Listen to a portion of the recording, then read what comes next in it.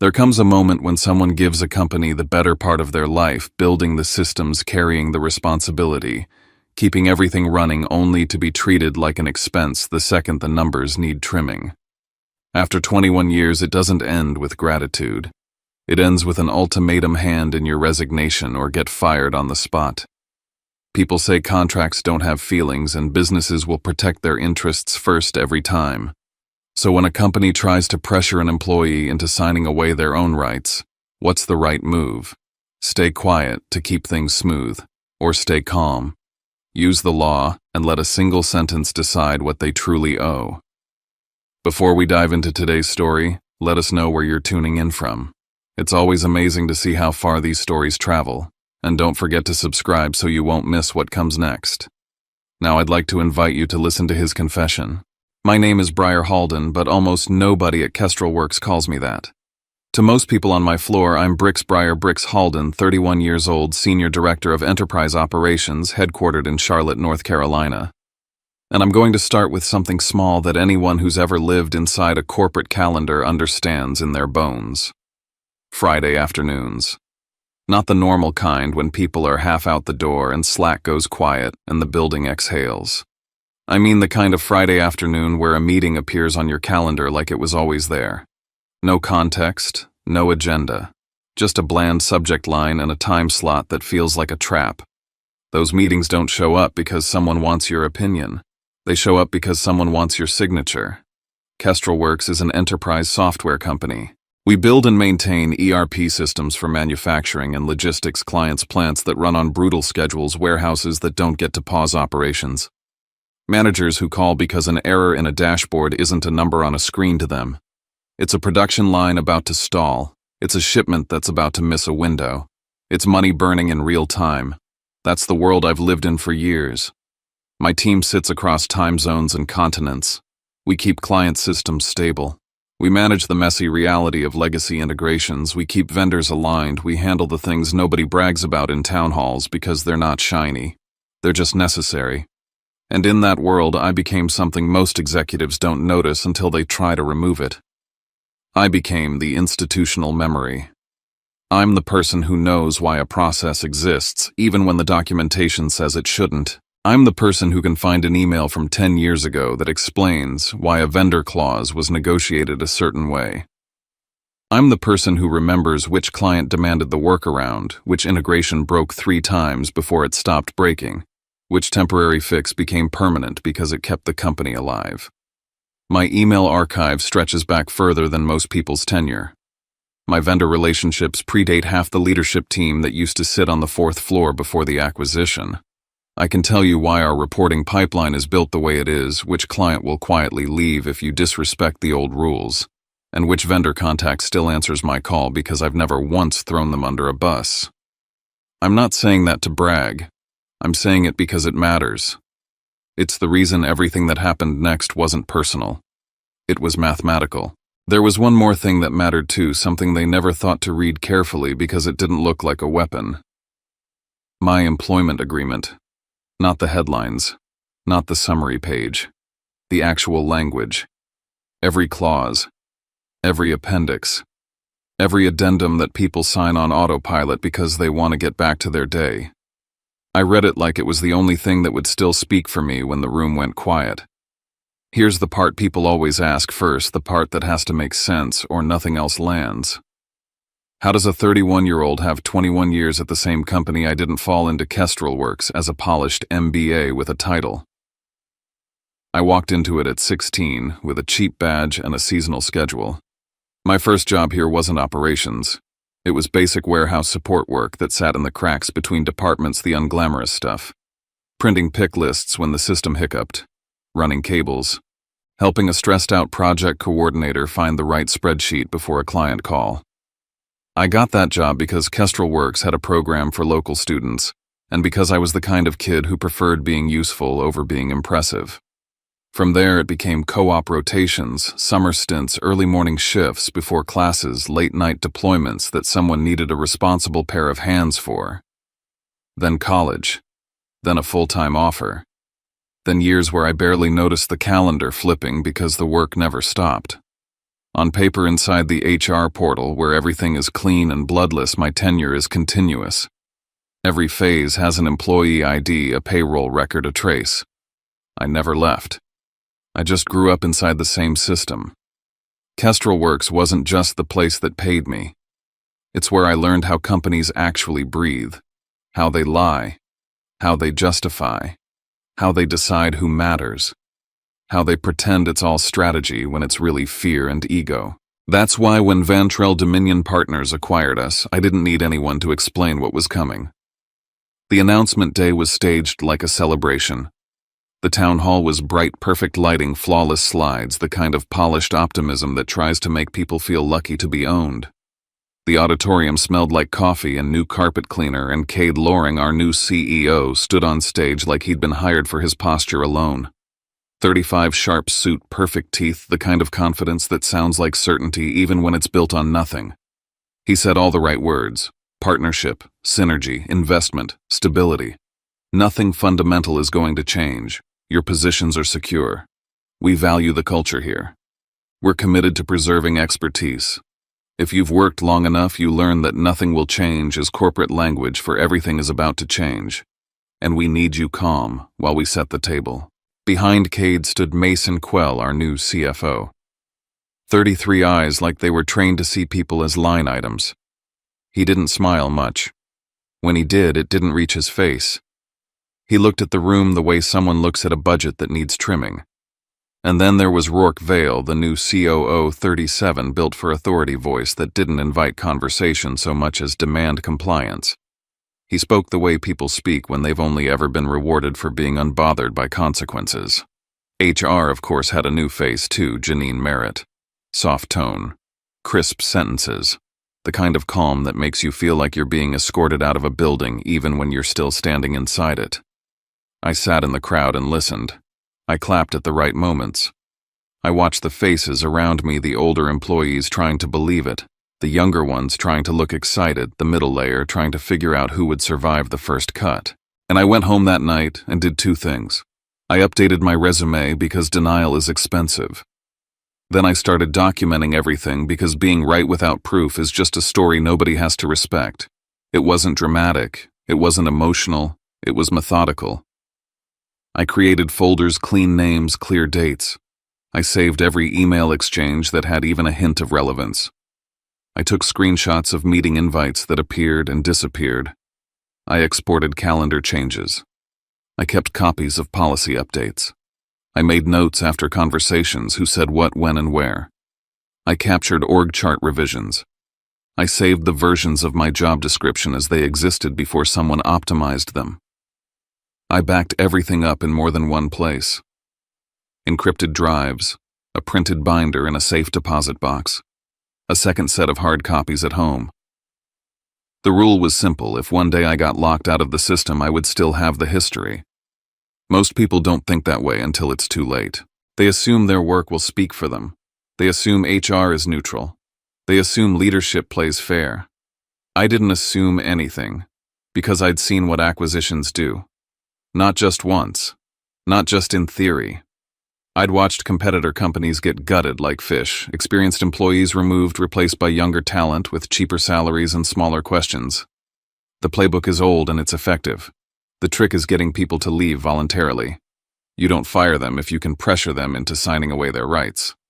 So that night, while my laptop hummed and my living room sat quiet, I logged into the HR portal and started pulling every document tied to my employment. Most of it was what you'd expect: benefit summaries, W-2 access, performance review, history, old acknowledgments. But buried deeper under a tab that most people never click unless they're doing taxes or disputing something was a file labeled like it was nothing. An appendix. A dusty addendum from years ago attached to my employment agreement and updated when my compensation package changed. It wasn't flashy. It wasn't bold. It didn't announce itself as important, which is exactly why people ignore it. I opened it, read it once, then read it again, slower. I printed it not because I was dramatic, but because paper can't be deleted from a server. I slid it into a folder and wrote one word on the tab in black ink: contract. And I didn't tell anyone what I'd found. Not yet. I wasn't even sure how it would matter. I just knew it would. The first real sign they'd started moving came a few days later, and it wasn't loud. It was absence. I stopped getting copied on certain email chains, ones I'd been on for years. A strategic planning session I always attended suddenly had a new owner, and my invite got quietly removed like an error being corrected.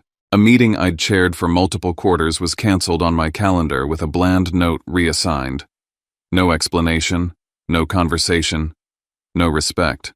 Just a silent reshuffle that told me everything I needed to know. They weren't here to build. They were here to cut. And then late one afternoon I received an email with a subject line so harmless it could have been a lunch order. Operational Alignment Meeting. The recipient list told the real story. It was missing names. The names of the people who'd been here long enough to remember the last time the company tried to reinvent itself and nearly broke in half. The names of the people who understood the systems deeply enough to push back. The email looked clean. Innocent, even. But I knew what it was. The first round. And once I saw that list, I stopped wondering if they were coming. I started counting down to when they'd reach me. The first layoffs didn't happen with a bang. They happened with polite language and locked doors. It was a Tuesday morning early enough that people were still carrying their coffee like a shield. The elevators opened and closed with the usual rhythm. But something felt different. Too many managers standing in quiet clusters, too many forced smiles, too many people checking their phones like they were waiting for instructions. By lunchtime, 15 employees were gone. Not gone in the way people quit and send a farewell email. Gone in the way the building erases them. They were called into private meetings one by one. Their badges were collected. Their laptops were handed to IT. Their accounts were disabled within hours. Slack icons went gray. Names disappeared from shared documents like they'd never been there. Janine from HR called it organizational realignment.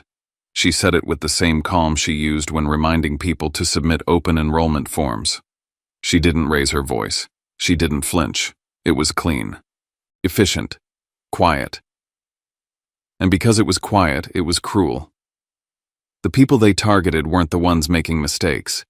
They were the ones making more money, the ones with long tenure, the ones whose knowledge didn't fit into a slide deck, and the consequences showed up immediately because KestrelWorks isn't a company where you can remove experience like a broken part and expect the machine to run. Within 48 hours, one of our oldest vendors sent an email that should have been routine a renewal confirmation with a clause question. Normally that email would have gone to Glenn, someone who'd negotiated those terms years ago and knew the vendor's patterns like muscle memory. But Glenn was one of the people realigned. No one else knew who the primary contact even was, let alone which clauses we could push back on without triggering penalties. The vendor didn't care about our internal reorg. They cared about their deadline. They cared about leverage. So the email bounced around like a hot pan. By the time it landed on my desk, the vendor was irritated and we were already behind. I fixed it because letting a relationship rot over internal politics is how companies bleed out slowly. Then a client issue hit. A manufacturing client, one of the big ones, started complaining about discrepancies in a legacy reporting module. The kind of module nobody touches because it's stitched into 5 other systems like old scar tissue. The kind of module that breaks if you look at it wrong. They weren't angry at first. Just frustrated, confused.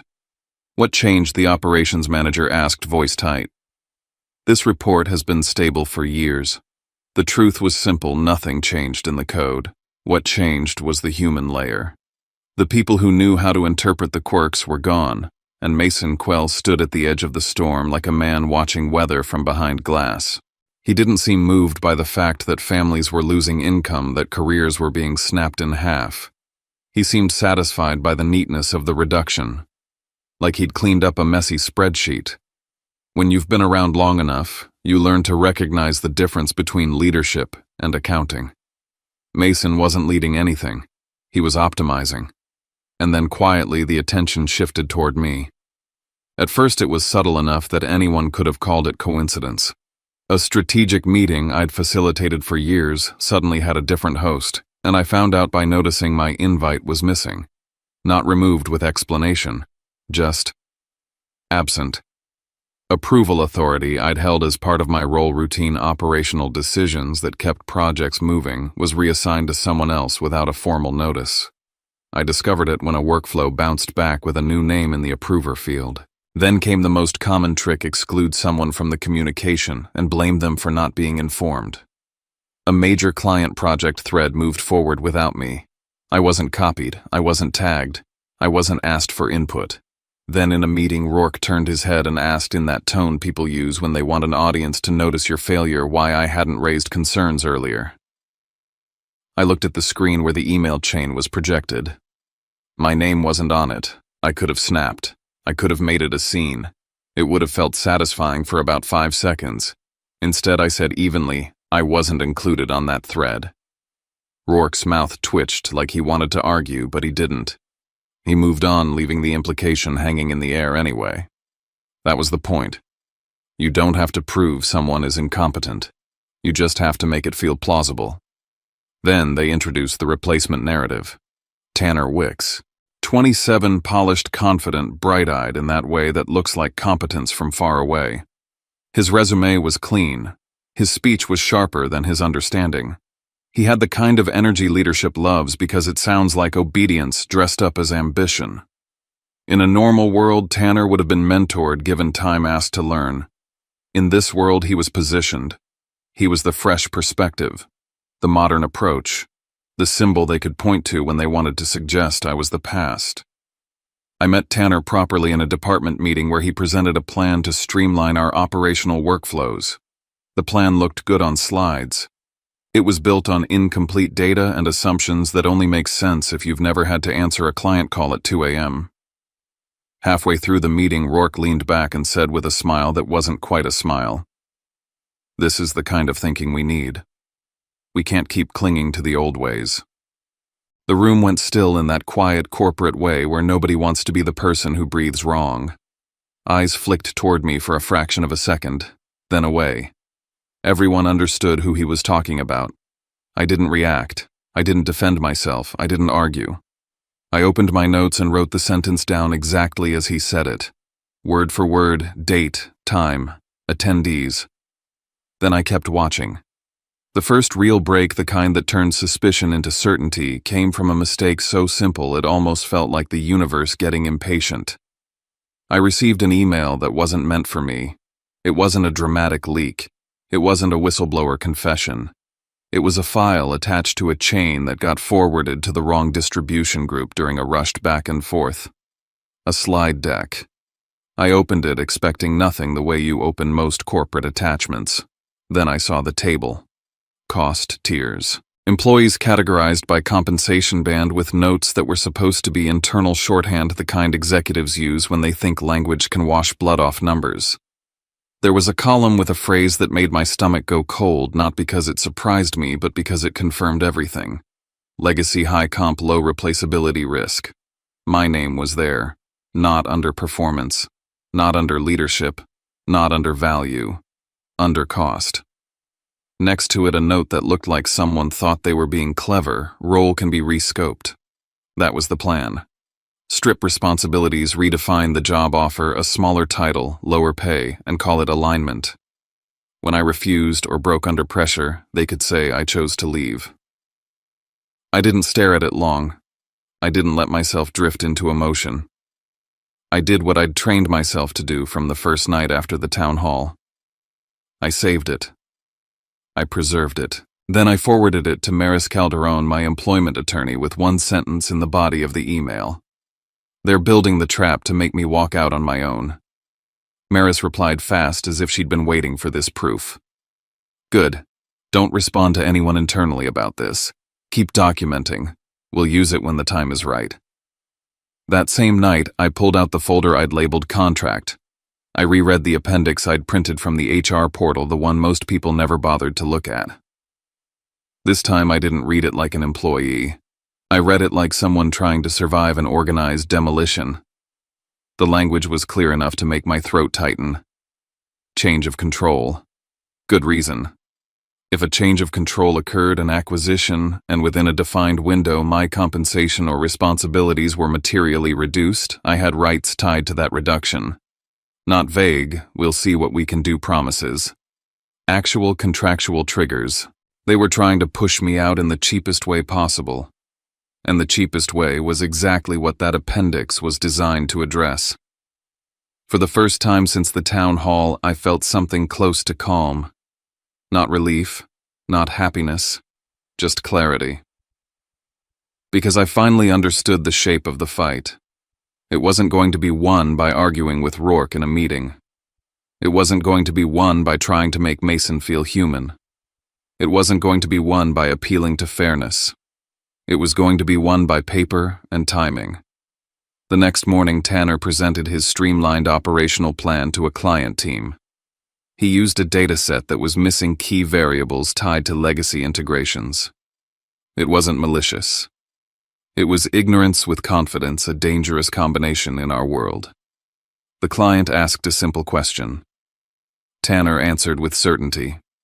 The certainty was wrong. It created a small but humiliating error, one of those moments where a customer doesn't explode, they just go quiet, and the quiet is worse because it means trust is shifting. I stepped in without making a show of it. I corrected the interpretation. I offered the right explanation. I smoothed the edges so the client didn't feel the fear underneath. Afterward, when the call ended, Tanner looked relieved. Rourke looked annoyed not at Tanner for being wrong, but at me for saving it too smoothly. In the debrief, Rourke said loud enough for the room to hear, "We need to let new leadership take the wheel. We can't let the past keep dragging us backward." I didn't respond. I just wrote that down too. Because by then, I wasn't trying to win their approval. I was building the record. And I could feel the pressure tightening, the slow squeeze designed to make a person quit just to breathe again. I could feel myself being pushed toward a wall, but I wasn't panicking. I had documentation. I had the cost tier slide. I had the appendix. I had timestamps and patterns and words. And then right on schedule, Mason Quell's name appeared in my inbox with a meeting invite. Friday afternoon. Subject line: Operations Restructuring Alignment. No agenda. Just a time. And the kind of silence that comes right before someone tries to end a career in 30 minutes. The meeting invite sat on my calendar like a bruise. Friday, late afternoon. A subject line so bland it could have been about printer toner operations restructuring alignment. No agenda, no pre-read. Just Mason Quell's name as the host, and a conference room location that told me exactly what this was: not a discussion, not a collaboration, but a decision that had already been made. By the time I stepped off the elevator on the executive floor, the building had that end-of-week hush to it. People were gone, or pretending to be gone. The lights felt whiter up there, like the air had been scrubbed of anything human. Mason's office sat behind a glass wall, spotless and cold, the kind of space designed to look expensive without ever looking lived in. His assistant nodded at me without smiling. Mason didn't stand when I walked in. He stayed behind his desk, hands folded, expression neutral in a way that wasn't calm so much as controlled. "Bricks," he said, as if we were old friends and not two people on opposite sides of a line. I sat without being asked. That's a small thing, but in rooms like that, small things matter. You give up your posture, you give up the pace, you give up the feeling that you belong there. Mason leaned back slightly and started talking in that slow, rehearsed way that always signals someone is about to present a problem as a favor. "We've been reviewing operations," he said, "aligning with Vantrell's framework, standardizing roles, creating more flexibility." He talked about efficiency like it was a moral value, about right-sizing like it was a natural law. He didn't use the word cut because people who cut don't like to admit they're holding the knife. Then he slid a folder across his desk. Not shoved. Not thrown. Placed carefully. Like a gift. Inside was an offer that wasn't an offer. He called it a new role, a repositioning that would better match the evolving needs of the organization. The title was Smaller Senior Operations Coordinator, something that sounded like a step down, even if you'd never seen an org chart in your life. The job description was almost identical to what I was already doing, except the power was gone. Fewer approvals, less authority, more reporting up. Responsibilities redistributed for balance, and the salary. It was a deep cut, the kind that makes your stomach drop even if you already expected it. A number so far below my current compensation that it wasn't about budgeting. It was about humiliation. It was about making the choice feel inevitable. Mason watched my face, probably waiting for anger, pleading panic, some sign that he could use later to paint me as unstable or unprofessional. I didn't give him any of it. I looked at the paper like I was reading a menu. I let the silence stretch just long enough to make him uncomfortable. Then I said the only thing I'd rehearsed for a moment exactly like this. I'll need time to review this. Please send it to me in writing. His eyes tightened the smallest flicker. He'd wanted me to react. He'd wanted a scene he could claim proved I was resistant. He'd wanted me to say something sharp so he could call it insubordination. Instead, I gave him a sentence that created a record and bought time. Mason tilted his head as if he was offering patience. Of course, he said. But we'd like to move quickly. There are a lot of moving parts. Understood, I said. Send it in writing. He tried again, softer. This is a good opportunity, Bricks. The company is changing. This keeps you in the fold. I looked up from the folder. I'll review it when I receive the full proposal in writing. What I didn't need to say was that a pay cut like that, paired with a title reduction and stripped authority, was not an opportunity. It was a push. A way to get me to leave without calling it a termination. A way to avoid paying what they didn't want to pay. I walked out of his office feeling nothing dramatic. No rage, no heartbreak. Just the click of a mechanism inside my head. The playbook was no longer theoretical. It had my name on it. I went back downstairs, logged into my laptop, and did what I'd been doing for weeks. I documented the moment as cleanly as possible. I wrote down his exact phrasing, the time, the setting, the numbers he'd placed in front of me, the way he'd described it as flexibility when it was clearly a trap. Then I called Maris Calderon. Maris didn't pick up on the first ring. She rarely did. She ran her practice like someone who'd learned the hard way that boundaries were survival. But she called back within 15 minutes. Tell me everything, she said. No small talk. So I did. I read her Mason's language the way you read a threatening note. I told her the title, the salary, the shift of approvals, the mention of moving quickly, the pressure wrapped in politeness. Maris was quiet for a beat. Then she said flat and certain, "That's constructive dismissal." I let out a breath I hadn't realized I was holding. "They're trying to force you out," she continued. "They want you to resign voluntarily so they can avoid severance obligations, avoid any claims, and keep it clean." I stared at my desk plant, the one my team had given me last year, like it might give me an answer. "What do I do?" I asked, even though I already knew the shape of it. Maris didn't hesitate. "3 things. First, we lock down your contract and every appendix, addendum, and policy tied to change of control and good reason. Second, you build a timeline. Everyone who's been terminated, who replaced them, estimated pay bands, ages, if you can reasonably document them. Third, you don't sign anything under pressure. Not a single page. Not just acknowledging receipt. Nothing." "Got it," I said. "And Bricks," she added, voice sharpening. "They're going to try to rewrite the story. They always do. Your job is to keep the real story intact." After I hung up, I pulled up the HR portal again. I went straight to my role documentation, the job description that had lived there for years, updated occasionally, but always reflecting the level of authority I actually held. I clicked through like it was routine until my eyes caught the missing lines. The JD had been changed. Quietly. Cleanly. Without notification. Responsibilities that put me at a senior decision-making level were gone. Approval authorities were softened into collaboration. Leadership language had been replaced with support.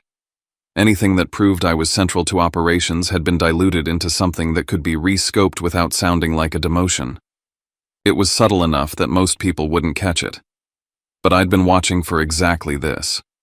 Because in a few weeks they'd sit across from me and say with perfectly straight faces, "Your role has shifted. The responsibilities are different. The pay aligns with the updated scope, and if I didn't have proof, it would become my word against theirs. I took screenshots of the current version. Then I pulled a copy of the older version I'd saved weeks earlier. I took screenshots of that too. I captured timestamps and metadata. I exported the page as a PDF. Then I emailed the entire bundle to Maris with a subject line that said exactly what it was. They changed my job description without notice, before and after attached. Maris replied with 2 words. Perfect. Keep going. That night, my phone buzzed with a message from Nina Park. Nina was one of my operations leads, sharp, reliable, the kind of person who could keep a client calm and a team focused at the same time. Nina didn't gossip. She didn't exaggerate. If she reached out, it was because something real was happening. Her text was short. No greeting. No filler. Be careful. They're asking HR for your performance data, not to review it, but to find language to use against you. I stared at the message for a long second. It was the confirmation I hadn't wanted but had been expecting. They weren't looking for truth. They were looking for phrases. Words that could be lifted out of context, polished, and presented as evidence of misalignment. I typed back slowly. How do you know? She replied almost immediately. I heard it in a meeting. They want something that justifies the restructure. Don't give them anything off the record. Use email. Use policy. Use documents you already have rights to access. I didn't ask her for files. Nina was already taking a risk by warning me. Asking her to cross a line would put her in danger and taint anything she provided. Instead, I thanked her. Quietly. Then I opened my folder again, the one labeled contract, and I laid the pieces out mentally like a mechanic looking at an engine. I had the cost tier slide. I had the appendix with change of control language. I had evidence they were stripping my job description. I had the pattern of exclusions and the timeline of cuts. I had Nina's warning that they were hunting for wording. What I needed next wasn't a long explanation. It wasn't a speech. It wasn't an email chain where I poured out frustration and gave them something to misuse. What I needed was a sentence. Maris had hinted at it during our call, a strategy built on timing and precision. She didn't want me charging in. She wanted me waiting, letting them take the next step, letting them expose themselves. So I started drafting something simple. Not a resignation letter yet, not in final form. Just a framework. One line that controlled when anything became real. One line that didn't argue. One line that didn't plead.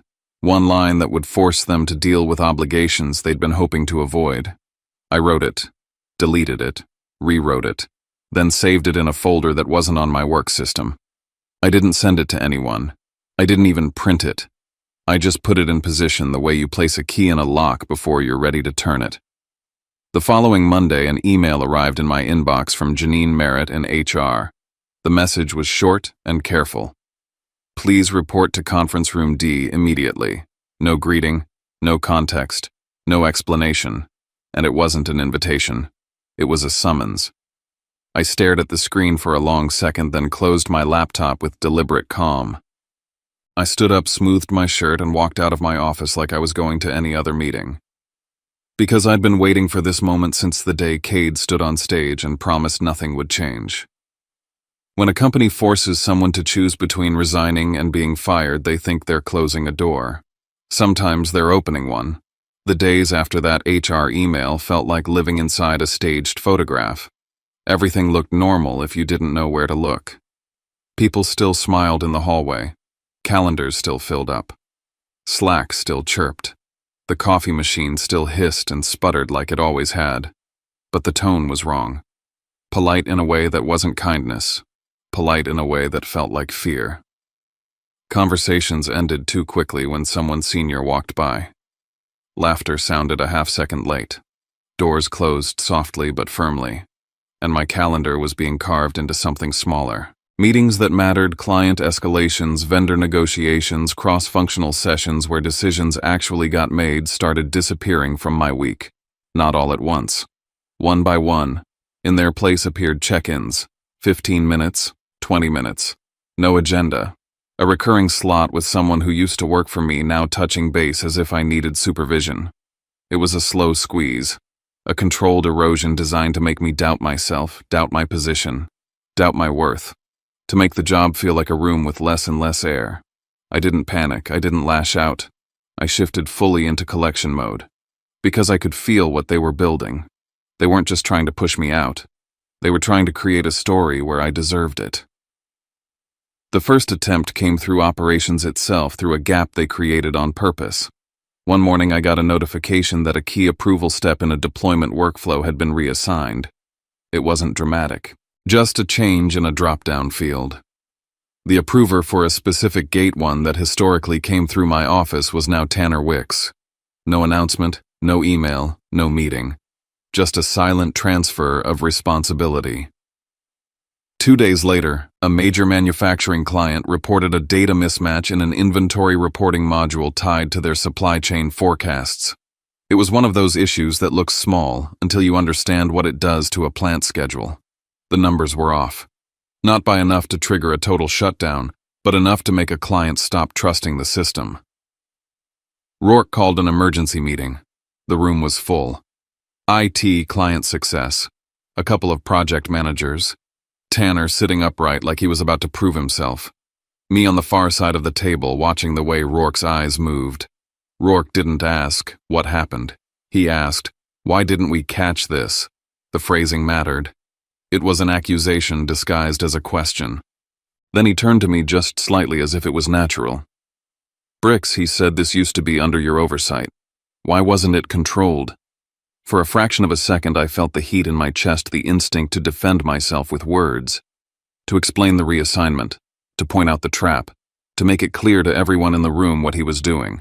But words are easy to distort. Words become tone. Words become attitude. Words become resistance. So I didn't argue. I asked one calm question. Can we pull up the workflow history for the approval change? Rourke's jaw tightened almost imperceptibly. The project manager fumbled through the system and pulled up the audit log. There it was, time-stamped, undeniable. The approval reassignment, the date, the exact minute, the account that made the change. It wasn't me. Rourke didn't apologize. He didn't acknowledge the implication. He just nodded as if we'd checked a box and moved on. That was how he operated. Never admit, never concede, just pivot. But the room had seen it. Not everyone would say it out loud. But they'd seen the shape of the game. After the meeting, I went back to my office and did what I'd been doing for weeks. I built the record. I exported the audit log. I saved the email chain that accompanied the workflow update. I pulled the meeting invite and wrote notes from the conversation while it was still fresh. I created a timeline date. The approval moved date, the client flagged the mismatch date, Rourke called the meeting the exact wording he used. Then I sent it all to Maris, evidence first, emotion never. While that was happening, HR started moving in parallel. I got an automated notification from the HR portal, performance documentation updated. That was the kind of message that makes your skin prickle when your file has been clean for years. I logged in immediately. Buried in the notes section where most employees never think to look was a new entry, no formal write-up. No clear incident, just vague language that sounded harmless if you weren't paying attention. Needs modernization. Resistance to new structure. May not align with evolving operational methodologies. It was poison with a smile. It wasn't specific enough to challenge easily, but it was specific enough to be cited later. A seed planted so that when they said we made difficult decisions, they could point to a pattern they'd created themselves. I took screenshots. Then I requested in writing a complete copy of my personnel file under the policy that allowed employees to access their records. I noted the timestamp of the update and compared it to the recent org chart changes. The timing wasn't random. It never is. 2 days later, the third confirmation arrived in my inbox, delivered by someone else's carelessness. An internal email chain got forwarded to a distribution group that included me. I don't know whether it was a rushed assistant, a misclick, or a panicked executive trying to move too fast. All I know is it landed where it shouldn't have. The language wasn't profane. It didn't need to be. It was corporate, measured, and cold enough to make the intent obvious. reduce legacy payroll burden, replace with lower-cost talent, normalize compensation bands. Those phrases sat on the screen like a confession written in a dialect that only executives think is invisible. My name wasn't highlighted in red. Nobody wrote, "Get rid of bricks." They were smarter than that. But there was a reference table attached, another version of the cost tier framework I'd already seen, and a single line that made my hand go still on the mouse. BH situation resolved before Q4. My initials. My timeline. My life reduced to a task on a corporate checklist. I saved the email with full headers. I exported it. I stored it offline. I preserved metadata the way Maris had taught me, because in a fight like this, I saw it as never enough. Not long after, I ran into Nina near the break room. She didn't stop. She didn't look at me for long. She kept walking like we were strangers passing in a hallway, but as she passed, she said low enough that only I could hear. "They've got a folder. The same folder they used on the others."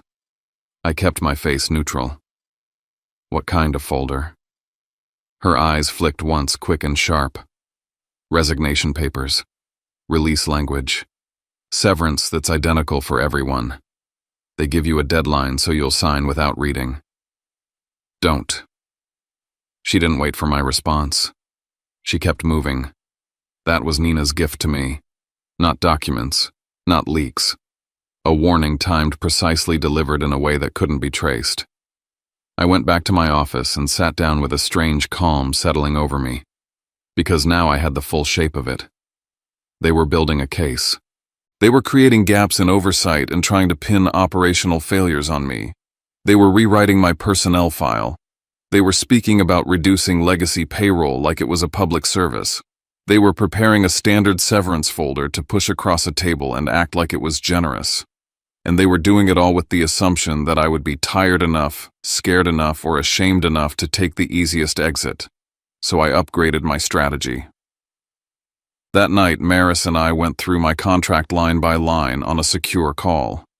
We didn't talk about feelings. We talked about triggers, definitions, time windows, obligations, base pay through lawful separation, accrued PTO, expense reimbursements, bonus language and payout conditions, equity and change of control vesting, severance tied to good reason within the defined period after acquisition, attorney fees, penalties for late payment where applicable. I built a spreadsheet with multiple tabs, each one a category, each line item tied to documentation, contracts, policy pages, emails, performance metrics, client revenue numbers, anything that could anchor a claim in reality. It wasn't glamorous work. It wasn't satisfying in the moment. It was armor. By the end of the week, I received another email, this one from an executive assistant, the kind of message written to look routine while carrying a blade. "Please meet in conference room C at 3:15 p.m. No context, no agenda. Just a time and a room. I stared at it and felt something shift inside me. Not fear. If anything, it was the opposite, the sensation of watching a train arrive exactly where the tracks said it would. Because I wasn't guessing anymore. I wasn't hoping they'd change their minds. I wasn't waiting for fairness to show up. I'd stopped expecting them to be decent. And once you stop expecting decency, you can plan with clarity. I opened the folder on my personal drive where the short letter sat still, unnamed, still not printed. I read the sentence again slowly. I made one small adjustment, not to make it dramatic, but to make it precise. Then I closed the file. I didn't print it yet. I just left it there ready. And I told myself the same thing I'd been telling myself since the day Cade promised stability under bright lights. When they tried to force me to choose between resigning and being fired, they believed they were controlling the outcome. What they didn't understand was that I'd already started writing the rules they were about to step into. The morning of the meeting, my phone wouldn't stop buzzing. Short messages, careful ones. The kind people send when they already know the answer but need to ask anyway. "Everything okay? Hey man, you good? Just checking in." I didn't respond to any of them. Maris had been clear the night before. Once they moved to a formal meeting with HR present, silence becomes strategy. Anything I said to coworkers could be twisted into admissions, state of mind, or intent. So I let the messages stack up unanswered and focused on the only things that mattered. I printed my employment agreement, the full version, not the summary, not the onboarding copy, every page, every appendix. I printed the change of control addendum and the section tied to good reason. I printed snapshots from the HR portal showing the altered job description and the newly added performance notes. I printed them because paper can't be edited after the fact. And then I printed one more thing. A single sentence. I folded it carefully and slipped it into the inside pocket of my jacket where it sat flat against my ribs like something alive. The walk to conference room C felt longer than it should have. Not because I was nervous, but because the building was quiet in a way that made every footstep echo. When I pushed the door open, the scene inside confirmed everything I already knew. Cade Loring sat at the head of the table, posture perfect, hands folded like he was about to deliver condolences. Mason Quell sat to his right, jaw tight, eyes sharp. Rourke Vale leaned back slightly, arms crossed, already bored with the outcome. Janine Merritt from HR sat at the far end, notepad open, pen aligned, expression neutral in that practiced way HR professionals learn early. They were all on one side of the table. I was alone on the other. On the table between us were folders, pens, and a neatly printed resignation letter with my name already typed at the bottom. Cade started, voice smooth, sympathetic, rehearsed. "Bricks, thank you for coming in. We appreciate your time today." He spoke slowly, carefully, as if every word had been approved by counsel. "As you know, the company is undergoing restructuring following the acquisition. We've taken a hard look at our leadership model and where we need to go moving forward. These decisions weren't made lightly." He paused, letting the silence do some of the work. "We've decided it's time to move in a different direction." Mason slid the folder toward me with 2 fingers. "We're offering you 2 paths," he said. "Option 1, you resign effective immediately. We'll provide a small severance package and a neutral reference. Clean exit." Rourke leaned forward just enough to be seen. "Option 2, he added, we terminate your employment as part of the restructure. No severance. And we document it accordingly." The message was clear even without the words. Resign or be fired. Cade nodded, as if this were all very reasonable. "This is the best way to leave with dignity," he said. I didn't open the folder. I didn't touch the pen. I didn't look at the resignation letter they'd prepared for me. Instead, I looked at them. "I don't agree with your assessment," I said calmly. Cade tilted his head. "Are you saying you don't believe you're aligned with the new model?" "I'm saying I don't agree that my role is redundant," I replied. "And I don't agree that the conclusions you're drawing reflect my performance or responsibilities." Mason jumped in quickly, the way people do when they want to steer the conversation away from substance. "This isn't about fault, it's about fit." "Then please put all proposals in writing," I said. "I'll review them." Janine glanced at the clock on the wall.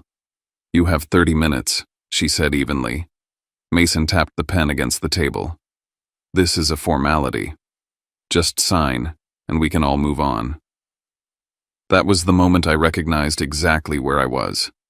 The same room others had been led into. The same language, the same pressure. The same artificial urgency designed to shut down careful thought. I took a breath and said the sentence that made the air change. "I'll resign."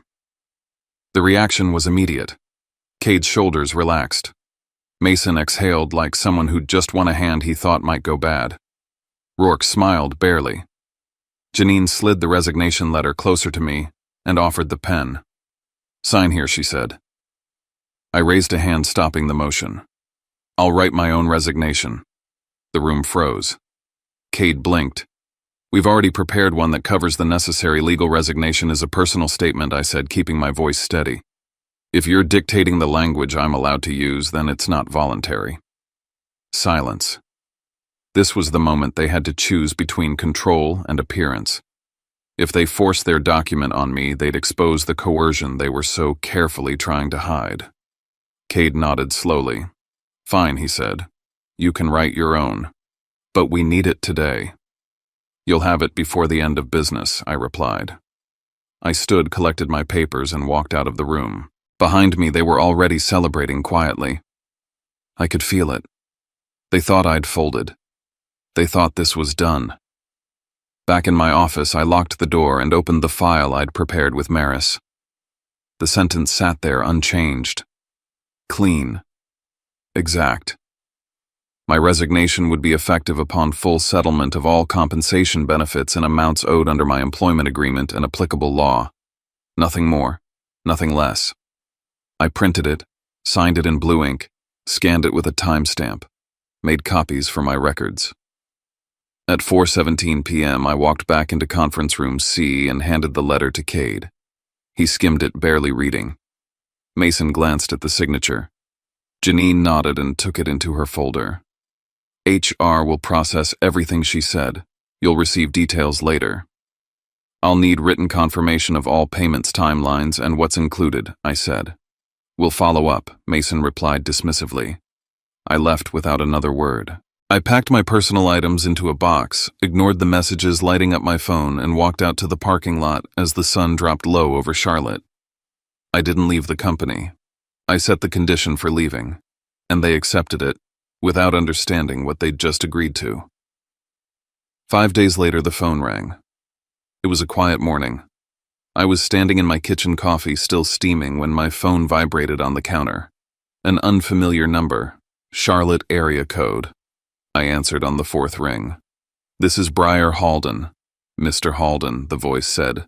This is Grant Huxley, General Counsel for Vantrell Dominion Partners. His tone wasn't aggressive. It wasn't friendly either. It was controlled, careful, like someone walking through a room filled with glass. I'm calling about your resignation letter. I waited. There's some confusion about the language you used, he continued. Specifically the phrase, effective upon full settlement. Can you explain what you meant by that? I took a sip of coffee and set the mug down. It means exactly what it says, I replied. My resignation becomes effective when I receive full settlement. There was a pause. So until then, Grant said slowly, you believe. Until then, I remain an employee, I said, with all associated rights and benefits. Silence. I could hear paper moving, someone whispering, the sound of a team of lawyers reading a sentence they should have caught the first time. Can you repeat that? Grant asked.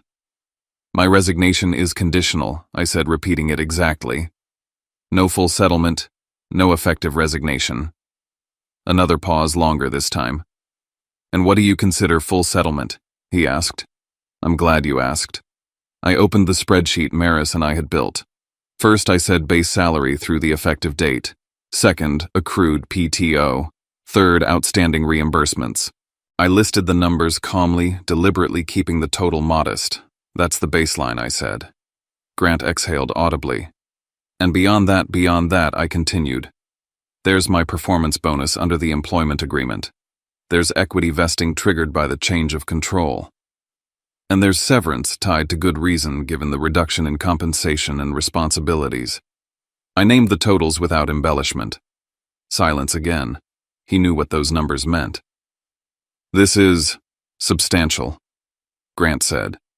It's contractual, I replied, and lawful. And if we dispute this, he asked. Then I remain employed, I said evenly. Salary accrues. Benefits continue. And we litigate, at which point discovery will include cost tier documents, altered job descriptions, internal emails, and timelines of terminations. I didn't raise my voice. I didn't threaten. I stated facts. Grant didn't argue. He thanked me and ended the call. 3 minutes later, my phone rang again. Mason. He didn't bother with greetings. What did you do? He demanded.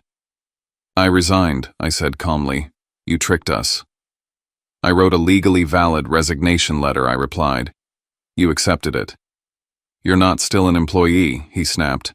I am until you pay what you owe, I said. That's how the sentence works.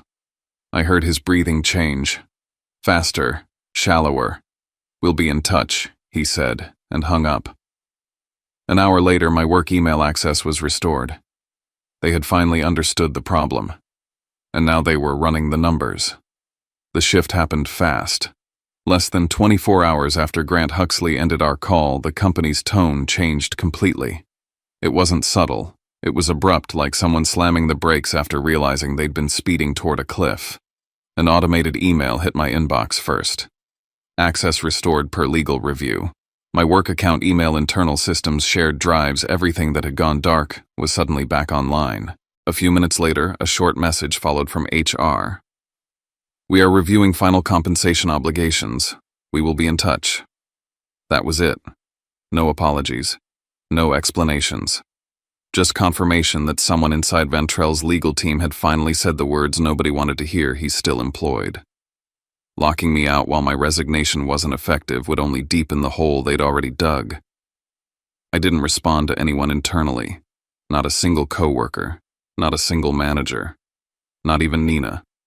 Maris had drilled this into me. Once lawyers are involved, silence isn't avoidance. It's discipline. Everything went through Maris. Everything went through email. Everything left a trail. By the end of the day, curiosity got the better of me. I logged into my restored mailbox, fully expecting to see the usual noise. What I didn't expect was to find an internal thread sitting there like a dropped wallet. The subject line made my pulse slow instead of spike. Urgent Halden resignation language exposure. It was a chain that never should have survived the access restoration. Too many people. Too much panic. Too much honesty written in the rushed shorthand executives use when they believe nobody outside the circle will ever read it. I opened it carefully. Someone had written plainly that they had accepted my resignation without reviewing the language. Another person flagged potential exposure related to good reason and change of control provisions. A third warned explicitly not to create written records about intent or pressure. Do not put anything in writing that suggests coercion. They weren't confused. They weren't ignorant. They knew exactly what they'd done and exactly how bad it could get. I exported the thread in its original format, saved the headers, captured the timestamps, stored it offline with everything else. It wasn't leverage to wave around. It was insurance. That afternoon, Grant tried again. "This doesn't need to be complicated," he said over the phone, his voice measured but tighter than before. "If you'll just confirm that your resignation is effective immediately, we can release severance as discussed." "I've already been clear," I replied. "All communication goes through my attorney, and my resignation already states when it becomes effective." "There's nothing further to clarify?" he asked. "No," I said. "There isn't." I hung up and forwarded a short summary to Maris. The first settlement proposal arrived the next morning. It came dressed up in formal language and good intentions. Full and final. Take it or leave it. A generous gesture to avoid prolonged dispute. A deadline attached to make it feel urgent. The number looked large if you didn't know what it excluded. That was the trick. It counted base pay, unused PTO reimbursements, and a severance amount that barely rose above what they'd offered everyone else. It left out the things that mattered. Bonus language tied to performance, equity vesting triggered by acquisition, severance linked to reduced responsibilities and pay, attorney fees. They'd redefined full settlement to mean whatever was cheapest for them. Maris and I went line by line. She didn't raise her voice. She didn't editorialize. She simply pointed out where they'd replaced contractual definitions with their own convenient versions. They weren't negotiating yet. They were testing. So we responded with structure. The demand package we sent back didn't sound emotional or angry. It sounded boring, corporate, unavoidable. A summary table broke down every category of compensation. Each line referenced the exact clause or appendix that supported it. Performance metrics backed the bonus calculation. Vesting language supported the equity. Dates aligned with the change of control window. We included payment method, timeline, wire instructions. At the top, one sentence set the tone. This request reflects contractual obligations. No additional compensation is sought. Then we waited. That was the part they hated most. Every day that passed without payment meant I remained employed. Salary accrued. Benefits remained active. Retirement contributions continued. Each delay increased their cost and deepened their exposure. I didn't phrase it as a threat. I phrased it as a fact. The meter is running. The second offer came 2 days later. Higher, more careful, still incomplete. This time they tried to draw a line around something else. No letter of recommendation from the CEO, neutral reference only. That told me exactly where their fear had shifted. Money was one thing, reputation was another. They'd already planted language in my HR file suggesting I was outdated, resistant, misaligned. A neutral reference would quietly preserve that narrative. It would let them say nothing publicly while letting the implication linger. I wouldn't allow that. Maris sent the response. A letter of recommendation on company letterhead signed by the CEO confirming performance and contribution. Mutual non-disparagement. Full payment as defined by the contract. Attorney fees included. Nothing extra, nothing punitive. Just clean closure. Grant replied late that evening. We'll return with a final proposal. I read it once, then closed my laptop. They could argue numbers all they wanted, but they couldn't argue the sentence they'd already accepted. And once they understood that there was only one way out. Grant called close to 9 that night. His voice had changed again. No hedging, no positioning, just finality. We're prepared to resolve this, he said. They agreed to wire payment within a defined window, all categories. Attorney fees included. A settlement agreement with mutual non-disparagement and confidentiality. A letter of recommendation signed by Cade Loring. Power had shifted. They knew it. I knew it. The draft agreement arrived the next morning. It was long, dense, familiar language wrapped around one dangerous sentence. Employee confirms resignation was voluntary and effective as of August 4th. Maris caught it immediately. That clause breaks everything, she said. If you sign this as, is you erase the condition that protected you. We revised it without drama. Resignation effective upon receipt of full settlement as defined herein. No retroactive dates, no reinterpretation, no quiet rewriting of history. Then I asked for one more thing. A separation classification confirming resignation pursuant to settlement with no negative designation. Maris didn't question it. She understood exactly why. I'd watched them alter records before. I wasn't leaving space for ambiguity. They pushed back once, lightly. Then they agreed. The wire hit my account on a Wednesday afternoon.